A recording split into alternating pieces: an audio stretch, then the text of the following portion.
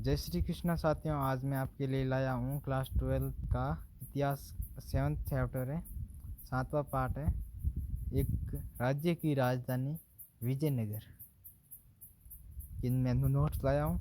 अगर आपको मेरे नोट्स बनाए हुए नोट्स आपको अच्छे लगते हैं, समझ में आते हैं, तो आप मुझे ज़रूर सब्सक्राइब करना, चैनल को लाइक करना।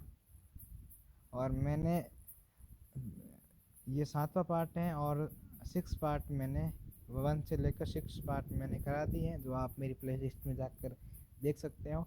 अगर आपको मेरे बनाए हुए नोट्स अच्छे लगते हैं तो ज़रूर या लाइक सब्सक्राइब ज़रूर करना, कमेंट भी करना, क्योंकि इन नोट्स को आप कॉपी से लेना, फिर टाइप करना, फिर यहाँ अपलोड करने में भी मेहनत नहीं लगती है।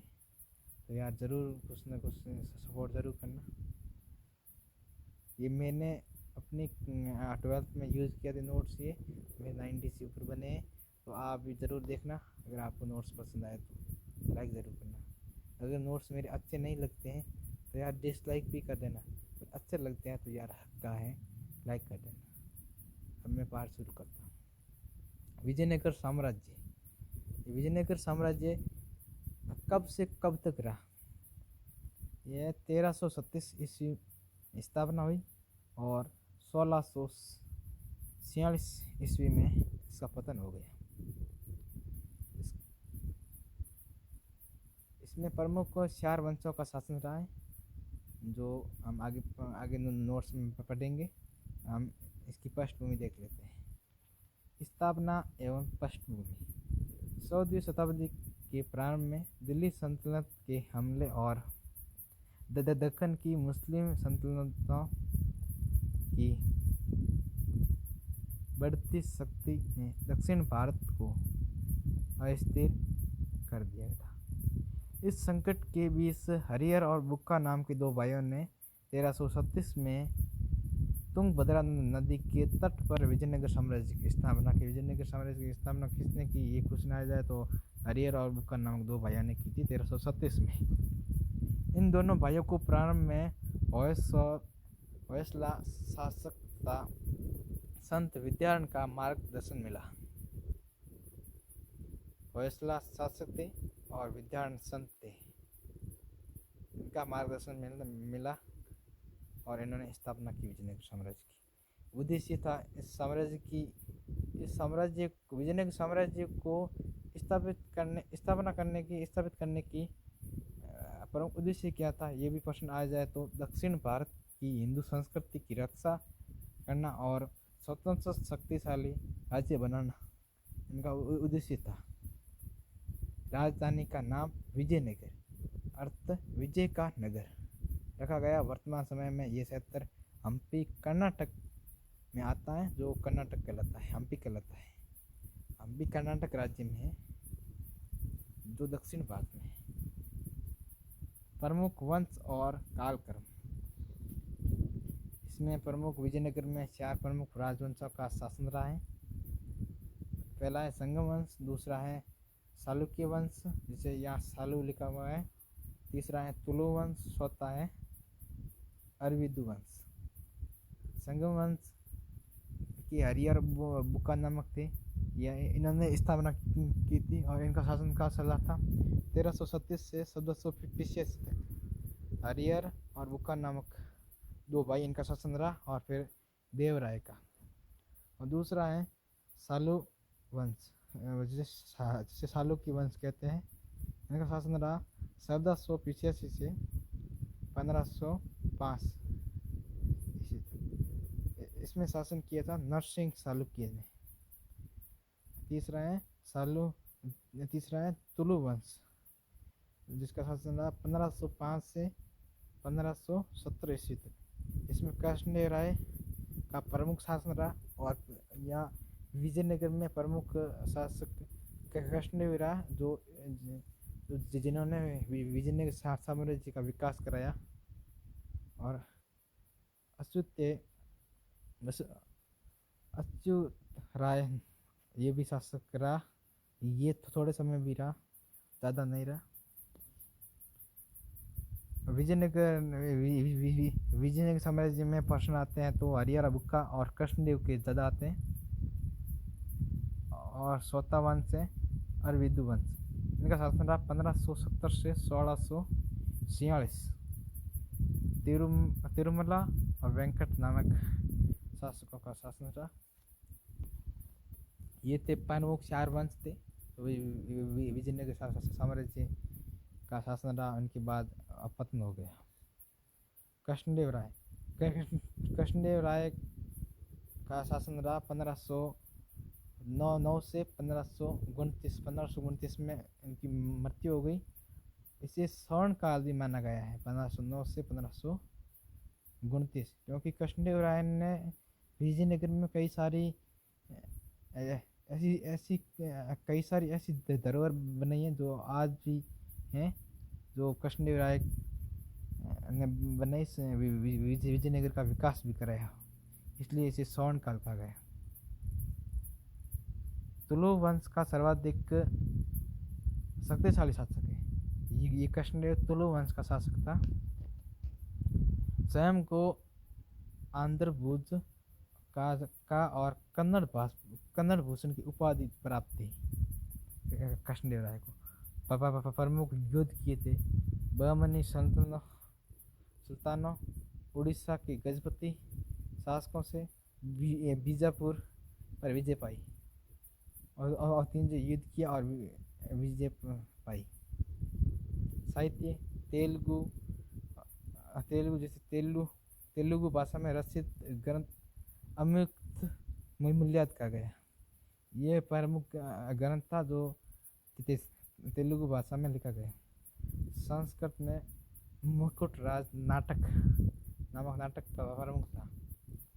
प्रशासन सिंचाई योजना, नहरों, बांधों का निर्माण कराया, इसलिए स्वर्ण काल कहा गया, क्योंकि कृष्णदेव राय ने प्रमुख विकास कराए विजयनगर साम्राज्य में।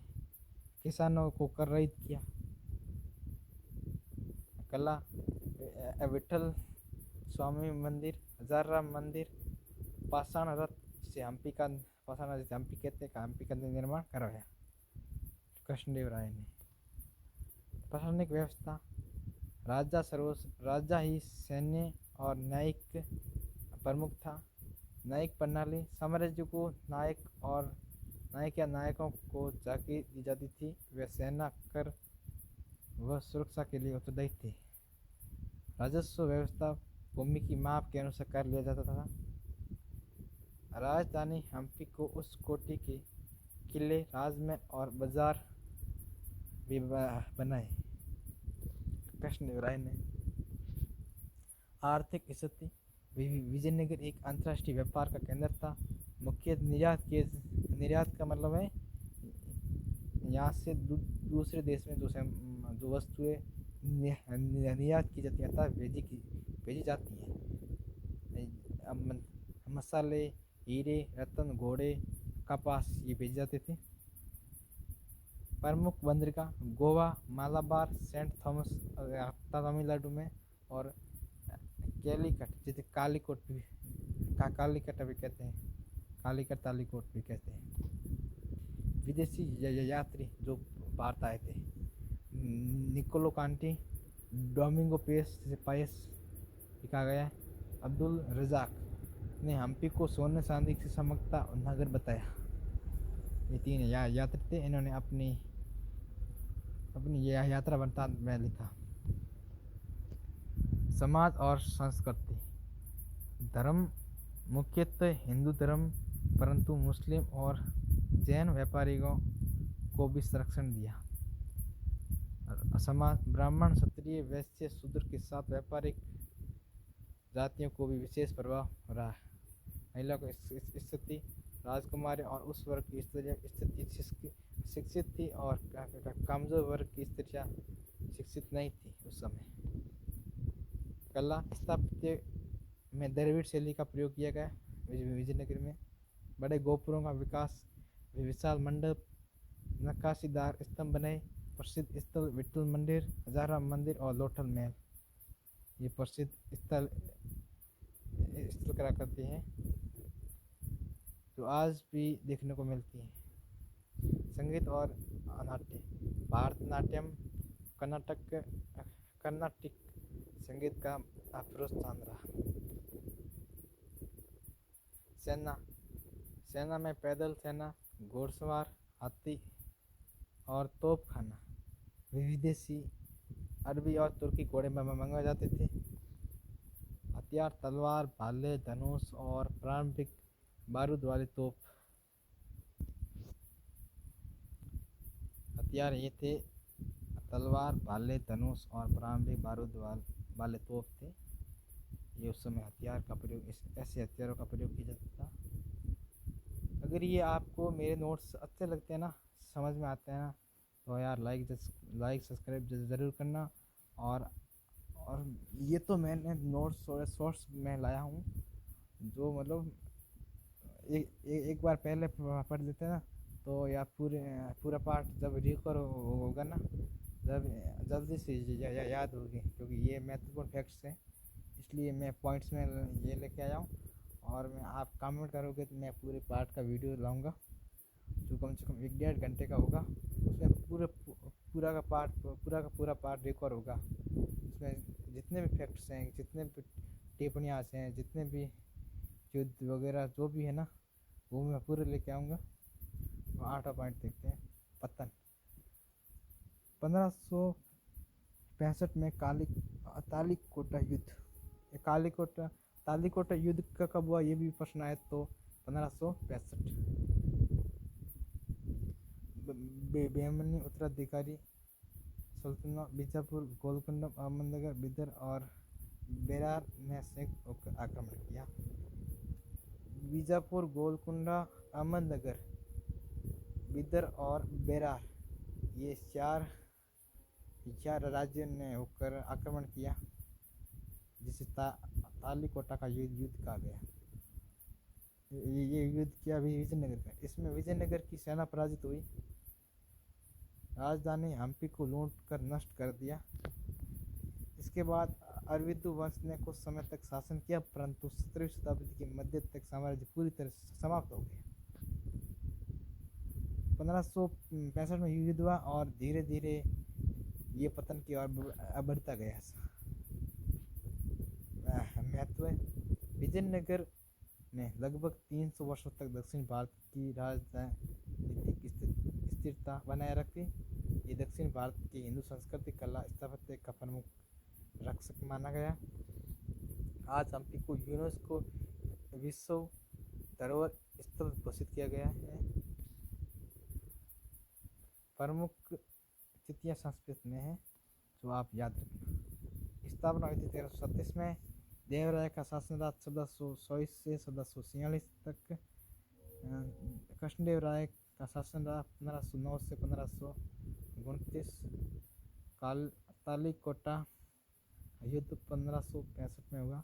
अंतिम पतन 1646 में। ये 1565 में युद्ध हुआ। इसके बाद 1646 तक ये पतन की ओर बढ़ा और 1646 में ये पूरी तरह से नष्ट हो गया। याद रखने होंगे कुछ तथ्य हैं जो इम्पोर्टेंट है।